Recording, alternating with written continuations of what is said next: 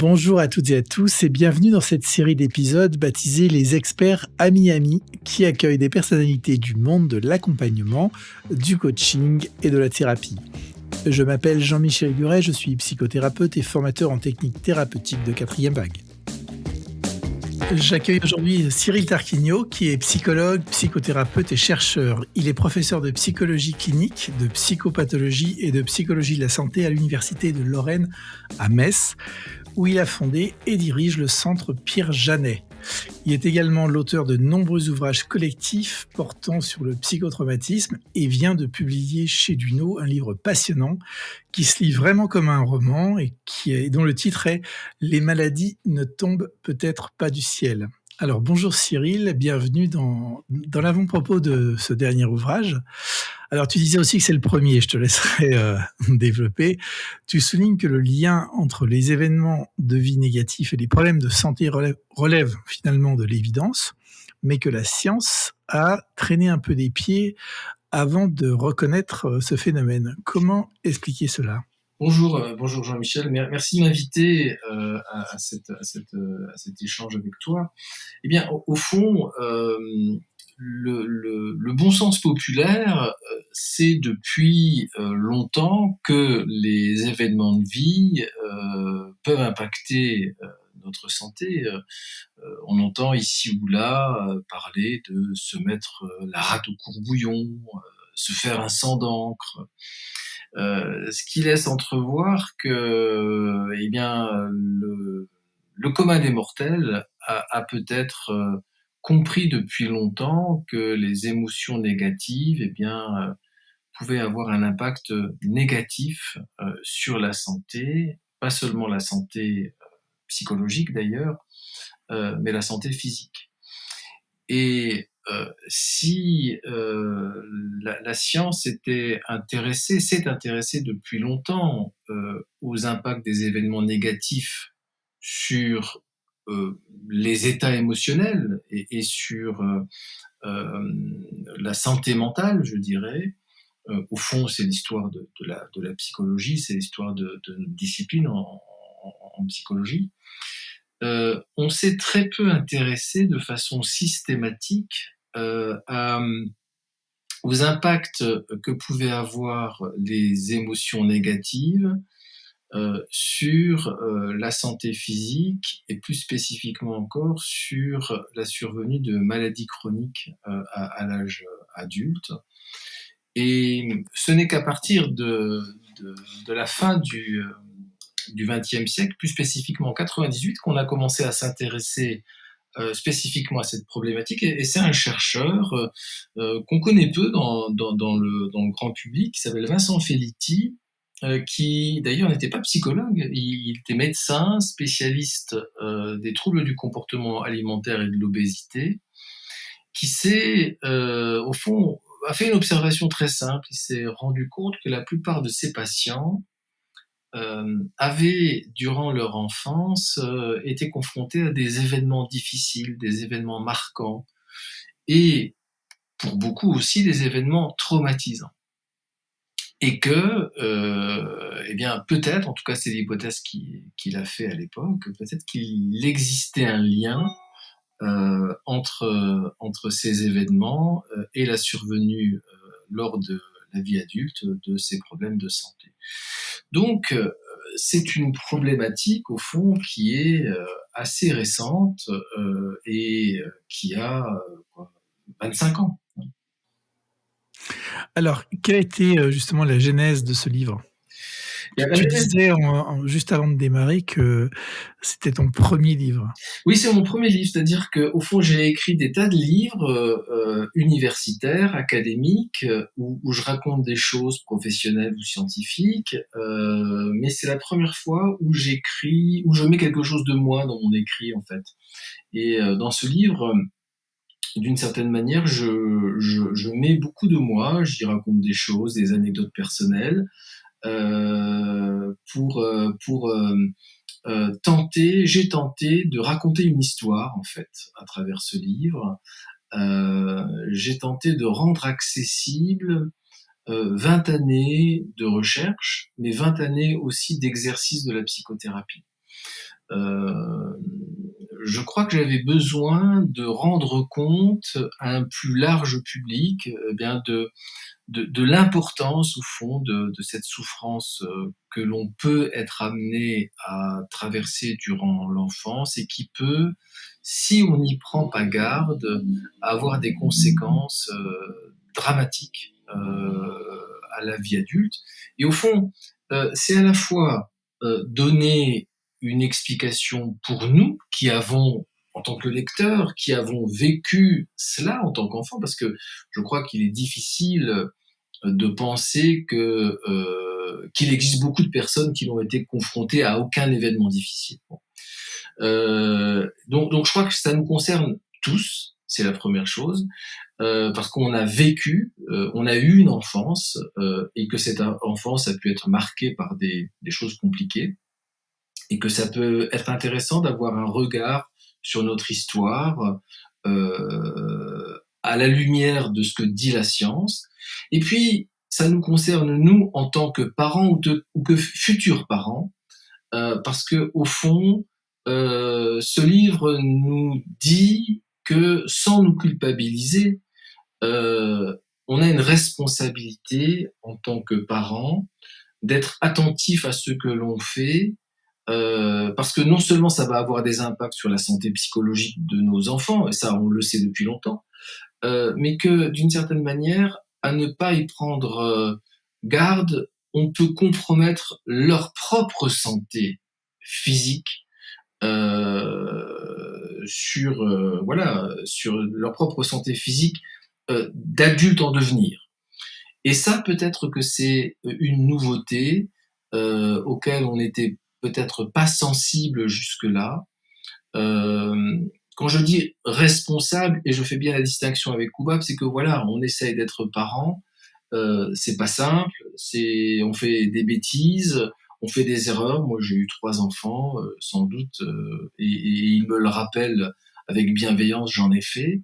Mais je crois que prendre la mesure des impacts que ces erreurs peuvent avoir sur la santé de nos enfants est un élément à intégrer aujourd'hui dans une parentalité dont on voit qu'elle se doit d'évoluer. On a vu tout le débat sur la fessée il y a encore peu de temps, et je crois que c'était un message, une modeste contribution à cette réflexion que l'on se doit d'avoir, que notre discipline se doit d'avoir sur l'évolution de notre société. Et au fond, c'était ça le sens de ce livre, c'était de mettre à la disposition du plus grand nombre une réflexion, même modeste, mais une réflexion tout de même, et puis un état de l'art auquel souvent les gens n'ont pas accès. Voilà. Alors, tu écris que, effectivement, comme tu viens de l'expliquer, la vie n'est pas un long fleuve tranquille, mais tu décris aussi une tendance qui consiste à occulter, voire nier sa propre maltraitance. Tu l'as d'ailleurs baptisé le complexe d'Harry Potter. Est-ce que c'est un phénomène courant dans la société? Oui, alors effectivement, j'ai été un peu malicieux dans ma lecture que je faisais du monde de Poudlard et d'Harry Potter, euh, sans doute parce que mes enfants sont des grands fans d'Harry Potter, comme beaucoup d'enfants d'ailleurs, en disant voilà, on idéalise Harry Potter, on idéalise ce monde-là, mais si on fait un pas de côté, on peut se rendre compte qu'Harry Potter est un enfant maltraité, traumatisé, des parents qui sont morts, il a failli mourir, il est maltraité par un oncle, maltraité par son cousin. On peut se demander si Poudlard, au fond, c'est pas une espèce de d'hôpital psychiatrique, hein, avec voilà, plein de monstres, d'imaginaires, mais on peut se demander si c'est pas des délires. Alors je veux pas briser effectivement le rêve ni l'enchantement, mais c'était une espèce de regard un peu humoristique sur la situation, mais qui, d'une certaine manière, nous indique quelque chose sur la façon dont la société traite ce type de phénomène. Parce que quand on parle d'Harry Potter, moi j'ai pas entendu, j'ai pas lu, ou ça va peut-être échapper, de personnes qui portaient un regard comme celui-là sur l'univers d'Harry Potter. on occulte, mais alors complètement, radicalement, le fait que Harry Potter est un enfant traumatisé. Il a subi des traumatismes majeurs et on voit bien qu'il en subit tout le long de son parcours de vie. On idéalise, on en donne un caractère romanesque aux conséquences de ces violences, aux conséquences de cette maltraitance dont il est la victime tout le long de la saga, en fait. Et au fond, cette attitude que l'on a vis-à-vis de ce héros qui a enchanté la vie de nos enfants et de nos petits-enfants, eh bien, au fond, c'est peut-être le même regard que l'on porte sur notre vie, que l'on a tendance à romancer. Au fond, quand on raconte sa vie, chacun d'entre nous, on se raconte des histoires. On raconte des histoires. C'est-à-dire qu'on a tendance à reconstruire de façon positive, de façon édulcorée, les événements difficiles auxquels chacun d'entre nous, inévitablement encore, a été confronté. Beaucoup de mes patients, mes amis, moi-même aussi sans doute, beaucoup de mes patients sont dans de telles situations. Ils viennent consulter, ils vont pas bien, et quand j'essaye de discuter avec eux pour comprendre ce qu'a été leur vie passée, leur enfance, leur adolescence, c'est résumé en quelques mots. On banalise les faits, on banalise la présence d'un père qui pouvait être impressionnant, qui parlait fort, qui peut-être levait la main, qui sans doute levait la main. Et on considère ça comme quelque chose de banal. Au fond, c'est commun. Et quand je leur demande qu'est-ce que l'enfant qu'ils ou qu'elles étaient dirait de ce père, de cette mère, de ce frère, de ce harcèlement vécu à l'école, alors là, c'est une autre histoire. L'adulte se tait d'un coup et l'enfant qu'on a tous en nous commence à s'exprimer. Et là, ce n'est plus une banalisation de l'histoire auquel je suis confronté, mais un témoignage très différent d'enfants cet enfant qu'on a à l'intérieur de nous, cet enfant intérieur qui s'exprime et qui parle de peur, qui parle d'insécurité, qui parle de traumatisme, qui parle d'angoisse. Et à ce moment-là, on se rend compte à quel point, effectivement, l'enfance qu'on avait jusque-là banalisée, eh bien, n'était pas un long fleuve tranquille. Et j'utilise d'ailleurs une autre technique très simple quand je suis confronté à cette attitude de déni de mes patients. Je leur dis, vous avez des enfants, je crois, ou des petits-enfants, peu importe. Je vais piquer dans leur histoire quelque chose de cet ordre-là. Et je leur dis, imaginez que l'on puisse, par un procédé magique, faire en sorte que cet enfant, ce petit-fils, cette petite-fille, ce neveu hein, qui sont les vôtres, qui est le vôtre, on puisse faire en sorte qu'il ait votre vie. Au fond, vous auriez là la possibilité de lui faire vivre votre vie à votre place, sachant tout ce que vous avez traversé. Est-ce que vous accepteriez ce mécanisme et ce processus magique là, maintenant? Et là, la réponse est dans tous les cas négative. Dans tous les cas, les patients, mais comme un seul homme, et très rapidement disent « Oh non, sûrement pas ». Mais pourquoi sûrement pas? Mais parce que j'ai pas envie qu'ils vivent et qu'ils soient exposés à ce que moi j'ai vécu. Oui, mais il y a quelques instants, vous me disiez que c'était trivial, commun d'être confronté à la fessée, à la colère de tel ou tel parent, d'être confronté au harcèlement à l'école tel que vous l'avez vécu. Et là, effectivement, ils réfléchissent et ils mettent en perspective quelque chose. Au fond, comment avoir un instinct protecteur et bienveillant vis-à-vis d'un fils, un petit-fils, un neveu, et ne plus avoir cet instinct bienveillant vis-à-vis de cet enfant intérieur que chacun d'entre nous a été. Et à ce moment-là, on peut commencer à parler, et on peut commencer à parler sur ce qu'a été ce passé et comment l'enfant que nous avons été a vécu ces événements, évidemment pas avec le raisonnement et le cerveau de l'adulte que nous sommes aujourd'hui, mais avec une toute autre perspective, un tout autre point de vue qui lui permet alors de révéler les souffrances qui furent les leurs durant l'enfance et l'adolescence. Alors, pour aller plus loin, tu parles justement de la difficile reconnaissance du psychotraumatisme. Qu'en est-il exactement? Ben, je crois que d'abord, on a du mal, comme j'évoquais tout à l'heure, à reconnaître que les choses aient pu mal se passer pour nous, dans notre passé. Et puis, je crois que on a du mal à identifier la dimension du psychotraumatisme. Et je crois qu'il faut distinguer les deux. La question de la détresse psychologique, on peut être confronté à des événements difficiles qui génèrent de la tension, de l'anxiété, qui sont en soi des effets délétères, négatifs, mais il y a un seuil au-delà duquel on passe à une dimension traumatique, c'est-à-dire ça va impacter beaucoup plus massivement, de façon beaucoup plus aiguë, je dirais, la dimension psychologique, la dimension affective en tout cas, les conséquences des événements auxquels on a été confronté vont avoir un impact, je dirais, avec des caractéristiques qu'on arrive aujourd'hui plutôt bien identifiées. Alors, on a du mal avec le traumatisme globalement dans la société.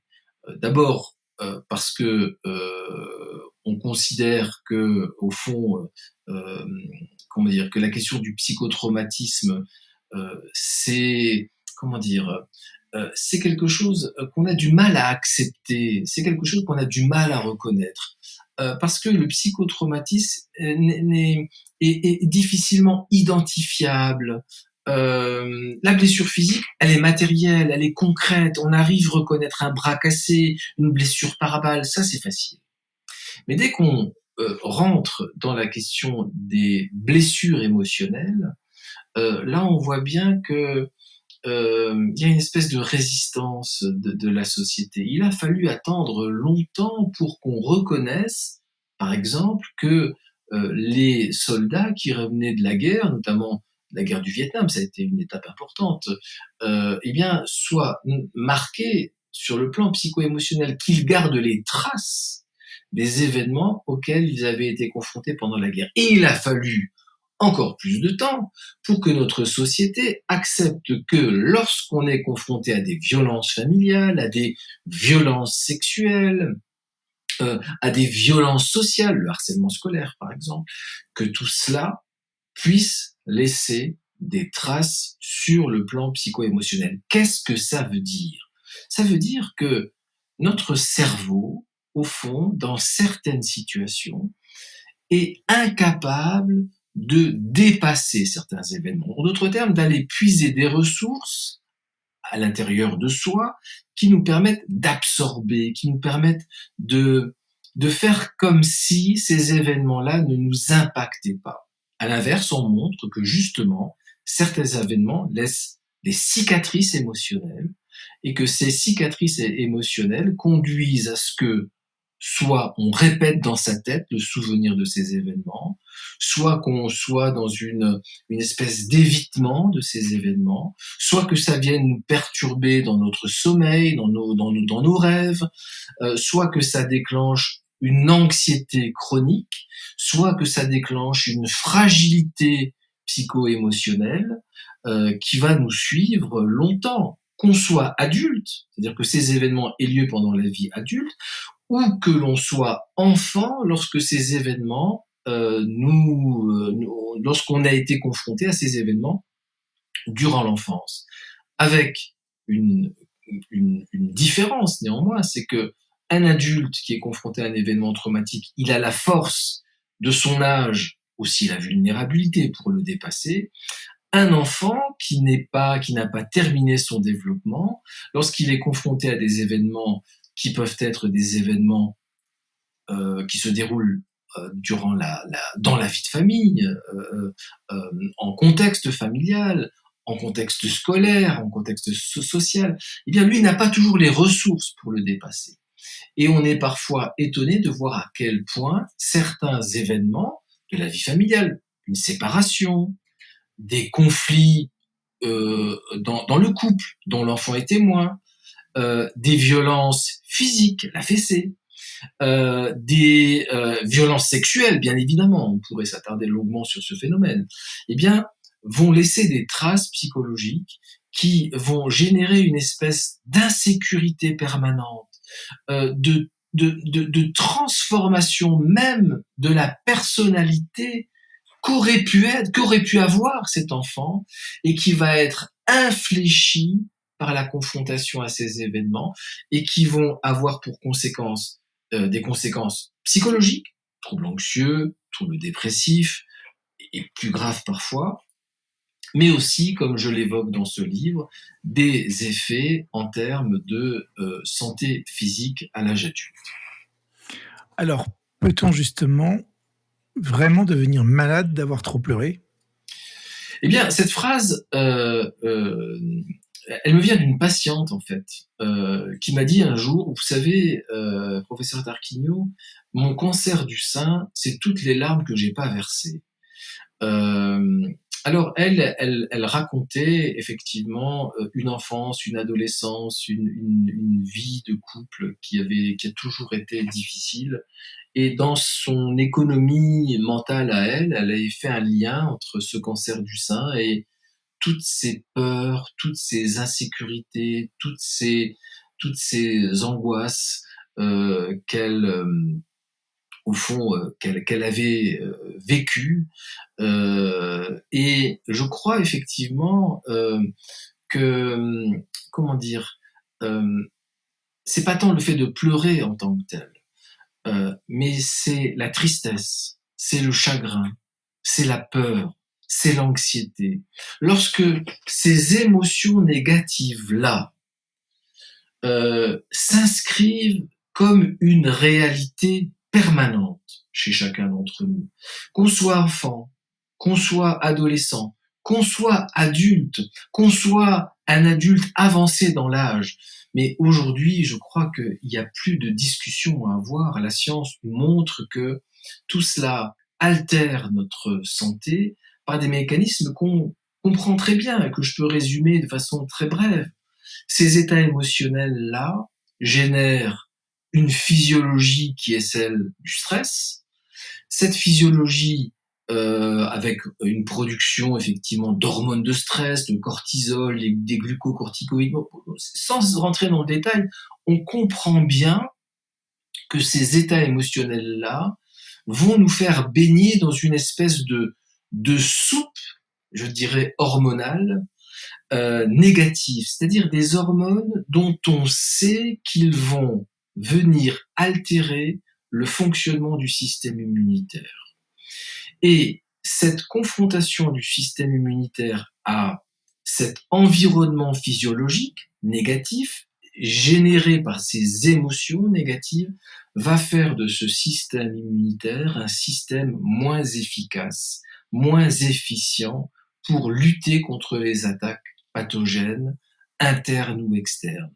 Donc, affaiblir notre capacité d'adaptation face aux maladies et va conduire au fait que les gens sont susceptibles de tomber plus malades que les autres. Ça, c'est un premier mécanisme.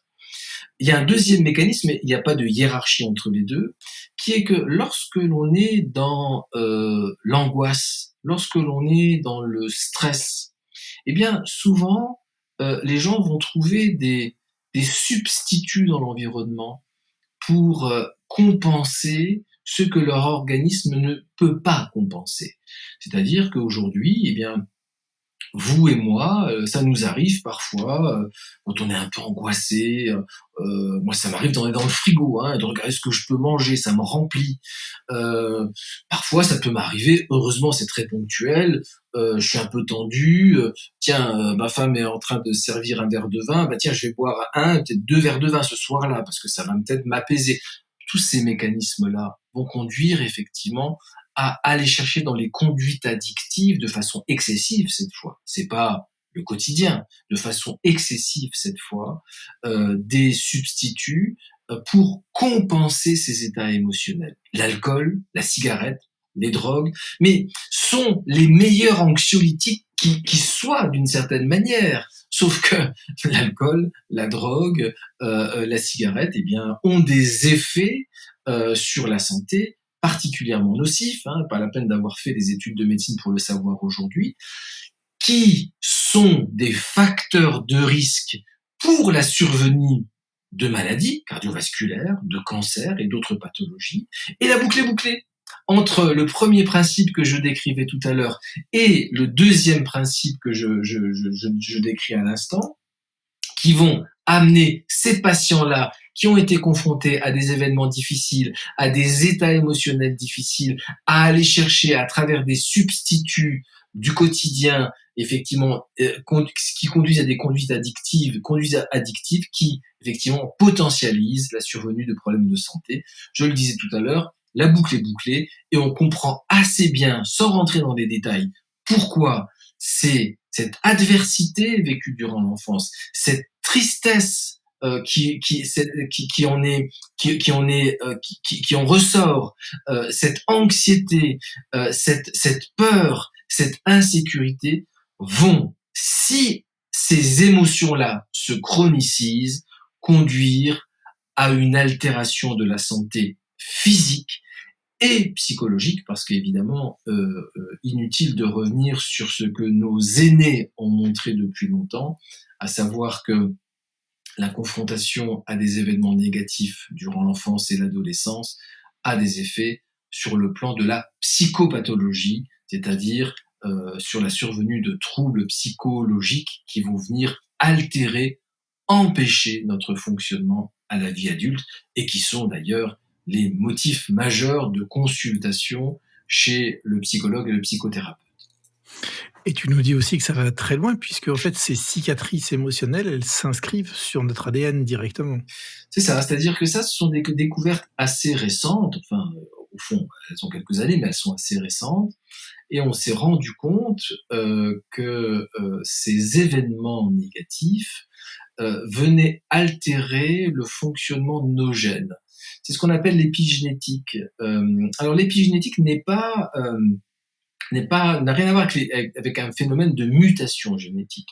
L'épigénétique est l'idée selon laquelle un environnement peut déterminer ou non le fonctionnement ou non, l'expression plutôt, ce serait le terme le plus indiqué, de certains gènes. Et je prends toujours un exemple très simple qui est d'actualité, nous sommes au printemps, pour permettre de faire comprendre à chacun que nous sommes tous des spécialistes en épigénétique.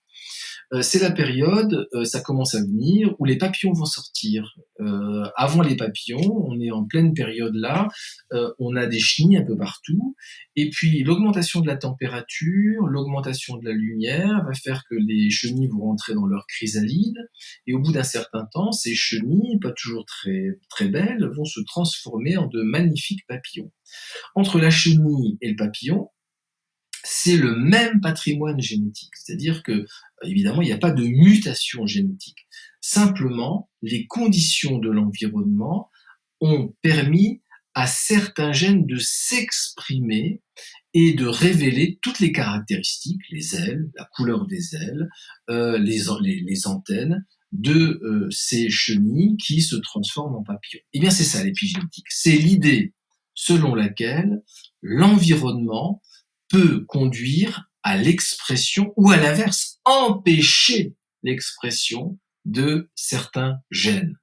Alors, lorsque c'est le printemps qui fait beau, que la température augmente, ça fait des papillons, l'environnement est positif, ça fait que les chenilles se transforment en papillons, mais lorsque l'environnement est violent, lorsque l'environnement est pathogène, eh bien, on montre que certains gènes peuvent ne plus fonctionner, ne plus s'exprimer, notamment chez les enfants qui ont été confrontés à des contextes violents, à des contextes traumatiques.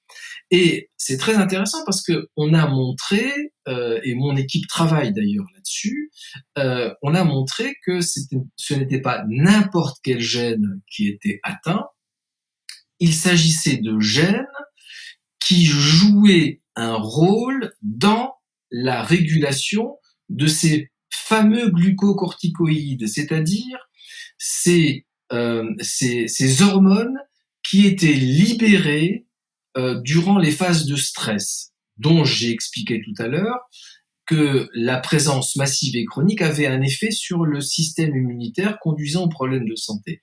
Eh bien, il se trouve que les gènes qui, au fond, produisent des protéines dont la fonction est de permettre la régulation de la production de ces hormones de stress, eh bien ces gènes deviennent dysfonctionnels. En d'autres termes, il n'y a plus rien pour réguler la production de ces hormones de stress. C'est comme si nous avions une voiture qui était dotée d'un frein et d'un accélérateur, sauf que le frein ne fonctionne plus, il n'y a que l'accélérateur et la pédale est à fond, et une voiture lancée à toute allure sur une autoroute, à un moment donné, eh bien, elle va inévitablement faire un accident, se prendre un arbre ou se prendre un mur. Il n'y a plus rien pour réguler la vitesse de cette voiture. Eh bien, il n'y a plus rien pour réguler la production de ces hormones de stress. Et on revient sur ce que j'évoquais tout à l'heure, à savoir des conséquences néfastes sur la santé physique qui vont jusqu'à une durée de vie, une mortalité plus précoce, effectivement, chez ceux qui ont été confrontés à de l'adversité durant l'enfance, en particulier lorsque cette adversité fut importante. Et dans certains cas, le fait de vivre des moments difficiles et de les dépasser, est-ce que c'est pas un mal pour un bien? C'est-à-dire, est-ce que ça génère pas des ressources? Alors, effectivement, lorsque on trouve la ressource, lorsqu'on trouve les ressources adaptatives, en fait, lorsqu'on a suffisamment de capacité d'adaptation. Alors, on pourrait prendre d'autres termes plus connus derrière la question de l'adaptation. On peut parler de résilience, on peut parler de coping, on peut trouver différents au fond concepts derrière la question de l'adaptation. Lorsqu'on a la capacité de mobiliser alors soit des ressources internes qui font que dans une même fratrie, confrontée à des mêmes événements, on voit bien que tous ne sont pas égaux. Certains vont être plus impactés que d'autres. D'autres vont être capables d'aller puiser à l'intérieur d'eux des ressources pour éviter que ces événements ne les impactent, ne les abîment de trop. D'autres vont être capables de trouver à l'extérieur d'eux-mêmes qui un entraîneur, qui un ami, qui un professeur, quelqu'un sur qui s'appuyer et qui va leur renvoyer quelque chose de positif. Au fond, une lumière dans la nuit. Et cette capacité à s'appuyer effectivement sur ce qu'on appelle des tuteurs de résilience, par exemple, va permettre au fond de transcender les épreuves et de faire de ce qui aurait dû être un traumatisme, de ce qui aurait dû être une pathologie, en faire une force de vie. Et c'est toute la différence, d'une certaine manière, entre les individus. C'est que dans l'adversité, certains vont l'éprouver sans capacité à en faire quelque chose et vont être victimes. Et d'une certaine manière, les addictions sont une manière de lutter, mais une manière qui se retourne contre le sujet, d'une certaine manière. À l'inverse, vous en avez d'autres personnes qui vont trouver dans le travail scolaire, dans le sport, dans des activités culturelles, dans la spiritualité, peu importe, des espaces qui leur permettront de révéler à eux-mêmes mais la valeur qui est la leur, de retrouver dans le regard d'autres qui les accompagnent dans la vie quelque chose qui est qu'ils sont aimables, et donc de transcender encore une fois, de transformer au fond le plomb qui est la pathologie, qui est la souffrance, en or, qui est au fond la force de vie.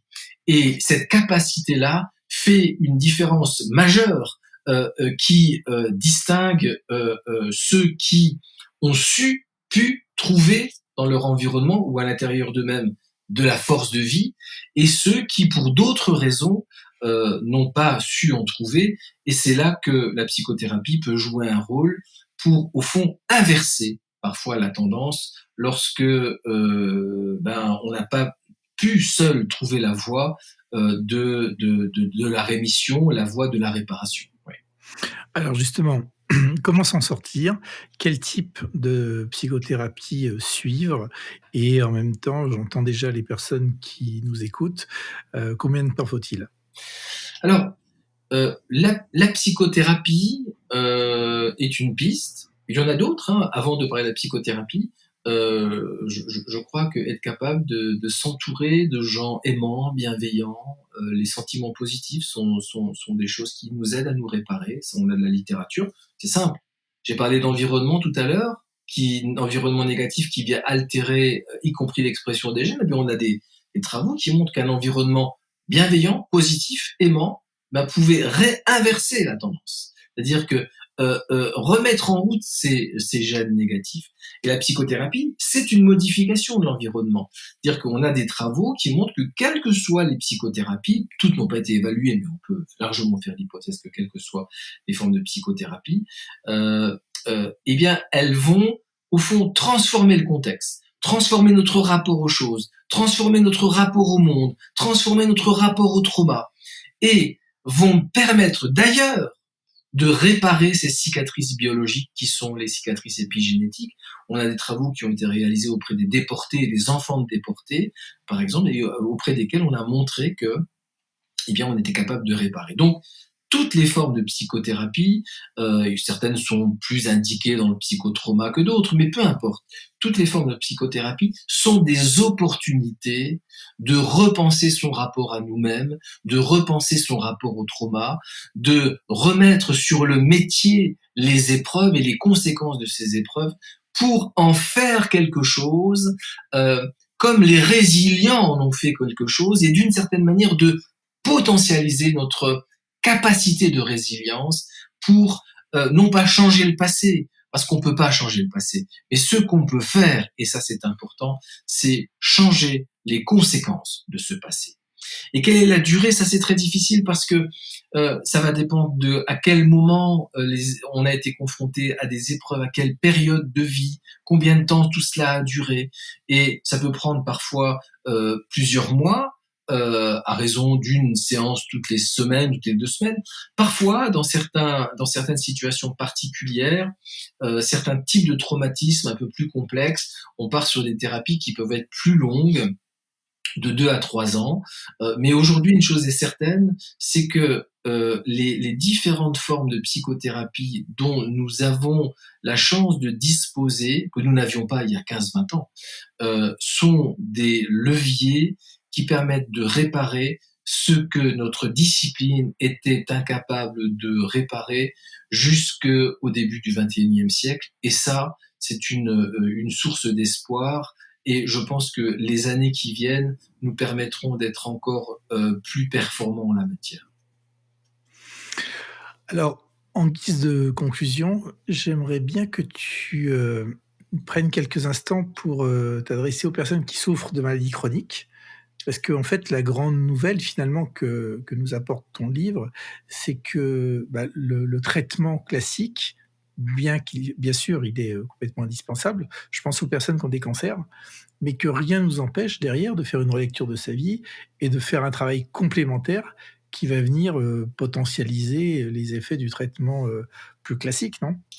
Complètement. Je crois que nous sommes à une période, et je l'évoque dans le livre, d'une médecine à la Monsieur Patate. C'est-à-dire que la médecine ne traite plus le corps dans sa globalité, on traite les organes, et il n'y a plus personne pour faire le lien entre tous les organes et toutes les parties du corps qui nous constituent. Donc ça, c'est une première difficulté. La deuxième difficulté, c'est que cette médecine à la Monsieur Patate, au fond, nous coupe de notre histoire. C'est-à-dire que le cardiologue, et j'aime beaucoup mes copains médecins, le cardiologue, le cancérologue, le rhumatologue, il s'intéresse très peu, mais parce qu'il n'a pas été formé à ça, à votre histoire. Il s'intéresse très peu au parcours de vie qui a été le vôtre. Il traite la maladie dans l'ici et maintenant. Or, non pas que il faille faire de la psychologie de comptoir, non pas qu'il faille tout psychologiser, mais vous et moi, nous sommes faits de chair, d'os et d'émotions. Et je pense que il est impératif de prendre la mesure de cette histoire et de se dire que d'une manière ou d'une autre, de façon plus ou moins importante, cette histoire, surtout si elle a été traumatique, si elle a été douloureuse, est un élément à prendre en compte qui est susceptible d'expliquer sans doute l'état de santé dans lequel vous êtes. Et sans doute qu'en parallèle au travail médical, à la prise en charge médicale, il conviendrait que vous puissiez consulter des spécialistes qui pourraient vous aider à inscrire au fond cette histoire de vie dans le parcours qui est le vôtre, afin d'en réduire les effets. Ça ne réglera sans doute pas tous vos problèmes de santé, mais au fond, ce sera déjà quelque chose dont vous pourrez vous débarrasser et qui est un élément important dont on sait aujourd'hui qu'il peut avoir ses effets sur la santé. Et je trouverais au fond ça assez cohérent de ne pas avoir trop de luttes à mener, des luttes vis-à-vis de la maladie qui vous impacte aujourd'hui, qu'elle soit cardiovasculaire, qu'il s'agisse du cancer, et une lutte qui est celle de notre passé, auquel souvent nous sommes amenés à repenser, et qui, au fond, ne facilite pas la mobilisation de ressources dans l'épreuve qui est celle de la maladie. Donc je pense qu'il y a, avec beaucoup de modestie, mais aussi avec beaucoup de logique, je crois qu'il y a un vrai intérêt à envisager en même temps que la prise en charge médicale, une prise en charge psychologique qui, d'une certaine manière, pourrait être éclairante et pourrait, au fond, réduire quelque chose de cette préoccupation, de cette charge émotionnelle, qui sont autant de ressources perdues pour nous livrer corps et âme dans la lutte contre la maladie. Cyril Tarquinio, merci beaucoup. Merci, à bientôt. Merci d'avoir écouté ce podcast. Retrouvez plus d'informations sur le blog de l'IFPEC à l'adresse ifpec.org, ifpec.org, ou bien sur mon compte personnel LinkedIn ou ma chaîne YouTube. Et à bientôt pour un nouvel épisode.